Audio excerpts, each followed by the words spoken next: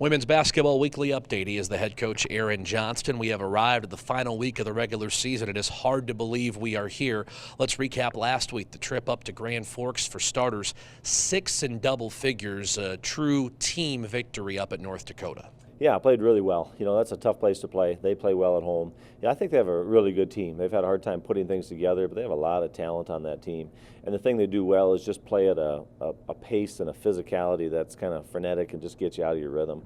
I thought in the first half, their pace got us out of our normal kind of plan. I thought in the second half, we were just much more confident, kind of played at our timeline, and just changed things dramatically. But we had great balance in that game. I thought Tori Nelson gave us just really good sparks. Defensively, she rebounded, got a lot of putback, energy plays, and then Tylee was exceptional again in that game. Defensively, she made shots, just did everything you'd like to see from someone that's in that starting spot. But, you know, we had 6 people in double figures. Megan, Tegan, Riley all played well. But it was just a game where we had to get comfortable in the right pace and right tempo, and I thought that made a big difference throughout the game. You mentioned Tori in both the games last week. Physical games, and the freshmen really responded. Yeah, I like how she played. You know, she's a young player, and when you look at where she's at as a freshman, she's playing as well as any freshman in our league.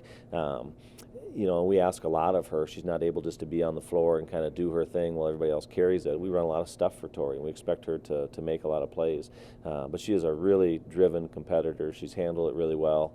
Playing great this year, just has an incredibly bright future at SDSU.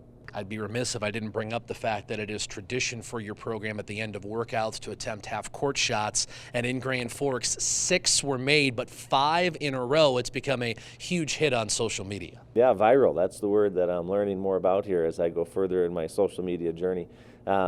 Yeah, it's just pretty remarkable. It's fun. You know, for years we've done this. We've always taken half-court shots at the end of shoot-around. We keep a running total between the coaches and the team. I think that performance probably, you know, nailed shut a victory for our team this year. It's going to be hard for the coaches to really make up that ground. But yeah, 5 in a row was phenomenal. So much fun to be a part of those. And we see games. You'll see this on the half-quarters on video. But there's so much that goes into you know, over 150 days of being with each other as a family. After our game on Sunday or Saturday, and we'll talk about it, but we had a time to spend together with seniors and their families, just a nice social. There's just so many behind-the-scenes things that really make this a family, and that was a great kind of moment there to see those half-quarters go in, and something they'll remember.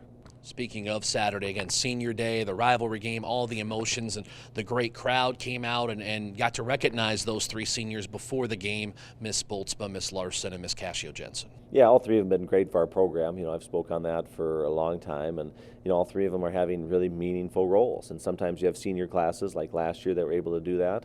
This year, they're certainly able to. Sometimes they don't. So it's neat to see them all out there on the floor at times playing together and, you know, fighting to continue to move our program forward. You know, I thought they all played well. Played with a lot of energy, a lot of fight in that game. We all wanted a different result in that game, but it certainly wasn't a matter of our seniors not being great leaders in that day and throughout the year. It was a unique game in that really up until late in the third quarter, neither team was able to put together a significant run. There wasn't a greater run than 5-0 until the final few minutes. Yeah, I thought their end of first, into the second, they had a couple of those small runs that created some separation, and I thought that was kind of the difference. They maintained that separation the rest of the way. You know, late we missed some shots. They made some shots and created a little bit more. But, you know, offensively, we've got to find a way to make a few more baskets. I think they made 2 more baskets in that game than we did, but they make more threes, you know, and I think that's a difference for us. We didn't shoot it well enough from the three-point line there. We rebounded really well, got second chances the way we needed to. We defended pretty well, but not well enough. You know, we just didn't get to people as much as we need to. So in a lot of ways, it was a really good game effort-wise.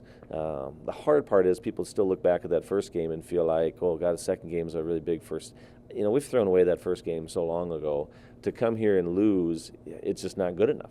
You know, we need to find a way to play better. There was no, oh, that could be an intermediate step idea. You know, we don't really look at it that way. You know, they made a lot of shots, and they deserve that because it's a hard place to do that in with that atmosphere and environment, and we didn't. So we got to find a way to close that gap, and I think we'll keep moving in that direction.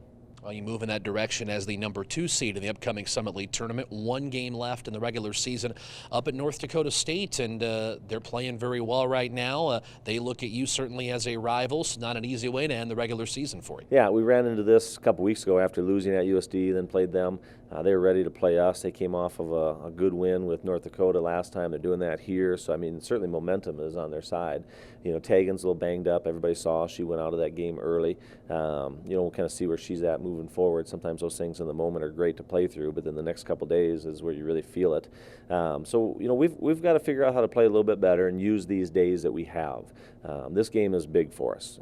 Our seeding is set. Nothing's going to change that. But this is a big week of prep, a big week of getting ready for a team that played us really well.